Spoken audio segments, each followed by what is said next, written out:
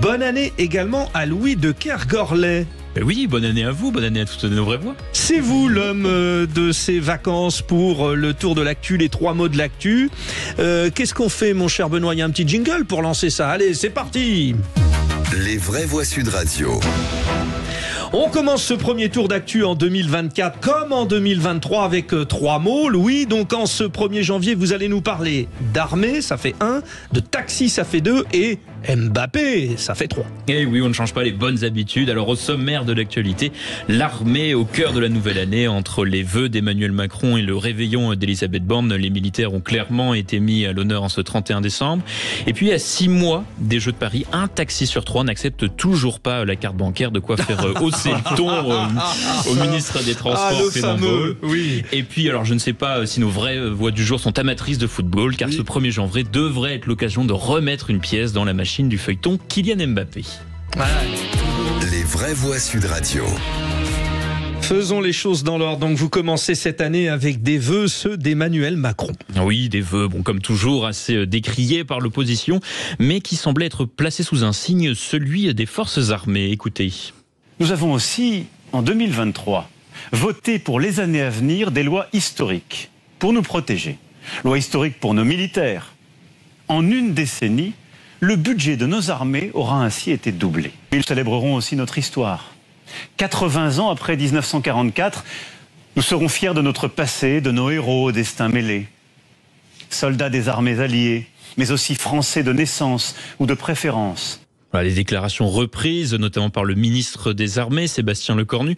Ce dernier s'est félicité du doublement du budget destiné aux armées, un chiffre qui ne passe pas pour l'opposition qui aurait préféré voir ces milliards consacrés à l'éducation nationale ou à la santé.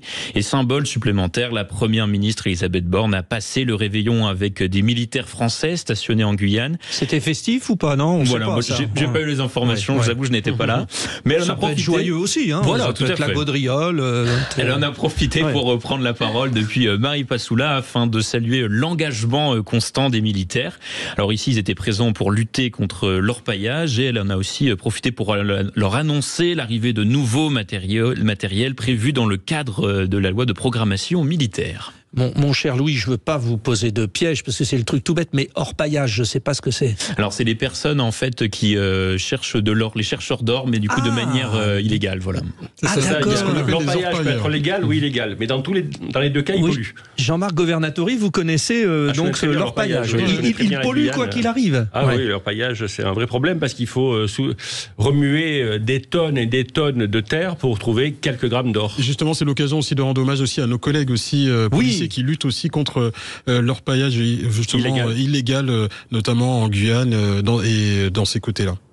Alors où dans nos territoires d'outre-mer, l'or, on le trouve en Guyane, quoi d'autre? En Guyane, généralement, dans la forêt. Donc du coup, vous avez des voyous qui justement s'adonnent à ce genre de choses et qui le vendent aussi sur le marché noir et voilà, en passant toutes les filières légales. Bon, l'armée, c'est vrai, on a tendance à oublier Véronique Langlais, mais les gars, ils sont... J'allais dire une bêtise par rapport à l'orpaillage, j'allais dire, mais à Paris aussi, on a des sites aux objets trouvés. Oui. Non, mais c'était pas mal, mal. Voilà. Non, mais il fallait la faire. Bon, oui, alors, c'est pareil, Jean-Marc Governatori dit ça pollue. Mais comment ils vont faire nos cambrioleurs s'il y a plus d'or à voler aussi, voilà. On en parlait d'ailleurs récemment. Voilà, c'est ça. Alors, reprenons le cours de cette émission, Véronique Langlais. Louis de Kergorlet nous attirait notre attention tout simplement sur les militaires. C'est vrai que ils sont quand même, les gars, au travail, c'est le réveillon, et ça, quand on regarde, on se dit c'est un sacré boulot. Quoi. Mais oui, mais ils sont là pour nous protéger. C'est un sacerdoce, d'être militaire, gendarme, médecin. Et ce sont des personnes qui prennent soin de la population. On les oublie souvent, mais ils sont aussi nos essentiels. Et je trouve que c'est bien de leur rendre hommage en allant les voir. Et je suis un peu réservée sur les cadeaux qu'ils rapportent, mais je trouve que c'est important aussi de les mettre en lumière. Un jeune aujourd'hui, est-ce qu'il y a beaucoup de jeunes qui se disent on va faire policier, on va faire militaire, Abdoulaye Kanté? Je pense que il est nécessaire justement de rappeler l'utilité de ces métiers. En fait, je rappelle encore une fois que nous sommes des urgentistes de la société. Et c'est vrai que comment redonner sens aussi à ces métiers, mais il faut savoir donner envie. Donner envie. On sait que les métiers comme ceux-là sont difficiles. C'est pas quand vous rentrez dans la police ou dans la gendarmerie ou autre, vous rentrez pas pour le salaire, mais vous rentrez juste parce que simplement vous avez envie d'être utile aux autres. Et quand vous vous sentez utile aux autres, donc vous mettez votre personne en avant pour la société, pour les citoyens.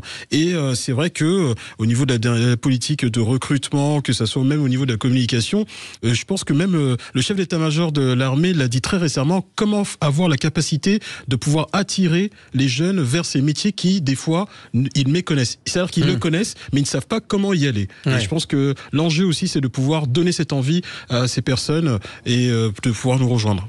Donc, oui, allez-y, Jean-Marc Governatori. Je voulais préciser que nos 300 000 policiers et gendarmes sont vraiment des héros. Il ne faut pas avoir peur du mot, ce sont clairement des héros, puisque pour un salaire médian qui est inférieur à 3 000 euros par mois, après quelques années de travail, eh bien, ils mettent chaque jour en jeu leur vie, parce que eux, leur métier, c'est d'aller à la rencontre de criminels et de délinquants. Donc, il n'y a aucun métier de cette nature qui est aussi risqué, et par conséquent, il faut admirer ces personnes-là, grâce à qui on peut dormir bien la nuit, dans 99% des cas, puisque s'il n'y avait pas de policiers, on ne serait pas dans une situation globalement saine. Allez, Louis de Kergorlet, dites-moi ce premier mot de l'actu. Alors donc, vous nous évoquiez également ce chiffre dans votre sommaire, on a tous rigolé. Encore un taxi sur 3 à Paris n'accepte pas la carte bancaire, et ce, à 6 mois des Jeux Olympiques. Et voilà, et ça fait réagir Clément Beaune, le ministre des Transports, évoque une pratique illégale et inacceptable. Alors d'où vient ce chiffre de 1 taxi sur 3 ? Eh bien, il provient d'un test mystère effectué hier, selon Clément Beaune. Nous renforcerons les contrôles et les sanctions, que ce soit clair pour tous, en particulier à 200 jours des Jeux. Le ton est donné dans un tweet publié aujourd'hui. Alors pour rappel, depuis le vendredi 2 octobre 2015, les taxis ont obligation de disposer d'un terminal de paiement électronique. Et mieux, depuis décembre 2016, ils ont normalement obligation pour toutes les courses réalisées, quel que soit le montant du prix. Le passager, normalement, doit pouvoir payer dans un véhicule par carte bancaire. Oui, bien sûr. Alors, moi, j'avais quelques potes, évidemment, taxi. L'astuce, c'est de dire, il met la carte. Ça marche pas, je comprends pas, ça marche pas. Écoutez, vous pouvez regarder, il y a un retrait d'argent pas très loin. Ça, à Gare de Lyon, par exemple, à Paris, c'est génial. Dans toutes les gares, quand vous allez à Toulouse, tout ça, machin, pareil. Il est temps d'arrêter de se foutre des gens. Mais ne généralisons pas, encore une fois. Ouais, Véronique, oui. Restons calmes et modérés, parce que moi, ça m'est jamais arrivé. Je prends le taxi et ils ont toujours le moyen de règlement que je souhaite. La carte bleue, c'est le plus facile. Vous avez un abonnement Gold aussi, vous, c'est pas vraiment ça? Pas vraiment. Et une information, hier soir, les bus parisiens ne prenaient pas la carte bleue. Est-ce que vous savez pourquoi? Non. Parce qu'hier soir, les bus parisiens étaient gratuits, cher ami. Oh, bien. Voilà. Pourquoi? Bon, et voilà. Et Jean-Marc Governatori, bing, voilà, comme ça. Non, mais c'est vrai qu'il y a un moment, vous savez, il y a certaines villes, par exemple Stockholm, Budapest, vous arrivez à l'aéroport, vous savez que c'est 20 € pour faire aéroport jusqu'au centre-ville. Stockholm, Budapest, tout ça. Nous, ici, ça peut varier parce que on peut... un forfait, c'est 50 € ou 55 €. Ouais, d'accord. Sauf que ceux qui vous emmènent par la 104 pour rentrer... pour ceux qui ne connaissent pas bien Paris, il y a une grande autoroute au-dessus. Après, il y a la 86 et puis il y a le périphérique. Le chemin le plus court, c'est rare. Bon, mais ils sont tous bouchés. Quoi ? Tout est bouché de toute façon. Je pensais que vous parliez de Véronique Langlais, présidente du syndicat des bouchers. Tout est bouché. Quand il y a un bouchon, la facturation c'est autant. Donc forcément c'est plus cher. Voilà. Attention. D'où l'avantage du RER. Oui, alors aussi donc les transports en commun. Voilà, c'est très bien. Encore, faut-il qu'il n'y ait pas de grève, tout ça. Sauf au mois d'août où ça sera un petit peu plus cher aussi. Oui, aussi. Mais ça, on va en parler dans un instant. Tout se tient dans cette émission, c'est parfait. Louis de Kergorlet, décidément, on s'est étendu. Petite ritournelle que l'on avait entendue depuis l'été dernier, mais où ira donc Kylian Mbappé? Tête de Kylian Mbappé. Allez, Kylian!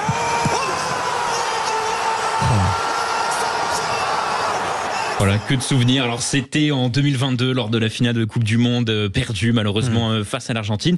Mais oui, depuis aujourd'hui, au pénalty, au tir au but, tout à fait. 3 buts d'Mbappé. Exactement. Et donc depuis aujourd'hui, le joueur français est libre de signer où il le souhaite, donc pour le compte de la saison prochaine. Alors aujourd'hui, 3 grandes hypothèses se dessinent. Il y aurait tout d'abord la possibilité qu'il reste au Paris Saint-Germain, qui prolonge son contrat, même si on peut se demander pourquoi n'a-t-il pas prolongé plus tôt s'il souhaite rester, mais la possibilité reste ouverte. Deuxième possibilité, possibilités. Il part, le nom du Real Madrid a très souvent été évoqué, le club aux 14 Ligue des Champions, mais aussi de son idole Cristiano Ronaldo. Et puis, dernière possibilité, un club mystère pourrait se glisser dans la course pour s'attacher les services de l'attaquant français. Le club anglais de Liverpool revient régulièrement dans les rumeurs de transfert, mais nous ne sommes peut-être pas au bout de nos surprises avec notre champion du monde national. Est-ce qu'en ce 1er janvier, je peux me permettre une facilité, c'est-à-dire je me mets en vraie voie. Je vous donne juste un petit point de réflexion, parce que c'est aussi mon métier, un journaliste sportif. Vous savez que cette année, il y a l'Euro avec l'équipe de France de Didier Deschamps en Allemagne, puis les Jeux Olympiques avec l'équipe de France de Thierry Henry, et le club qui va arriver à accepter la chose suivante, c'est-à-dire Kylian Mbappé nous fait le championnat d'Europe, les Jeux Olympiques et tout ça pour son pays, et ben ce club-là, il risque d'emporter la mise. Parce que tout le monde mettra très cher. Oui, si le club accepte que Mbappé fasse les Jeux Olympiques. Hein. Oui, voilà, c'est ça. Voilà, c'est ça. Mais ils vont tous être convaincus de l'accepter parce que s'ils le veulent, justement, ça passera. Ils vont mettre les moyens. Après, c'est vrai que c'est vraiment on va dire le feuilleton où je me dis que peut-être qu'il connaît la réponse, mais après il y a aussi au niveau de la performance, très rapidement, la performance, c'est-à-dire que du club, c'est que ça fait des années que le PSG, avec tous les investissements qui ont été faits, qui sont comparables à ceux de Chelsea, ils ont toujours pas eu la Ligue des Champions. Il se dit mais enfin j'ai tout donné, on peut pas lui reprocher parce qu'il est meilleur buteur du club, il est une figure historique de ce club, et à un moment donné il se dit je pense que c'est mon stop, quoi, il faut que j'évolue.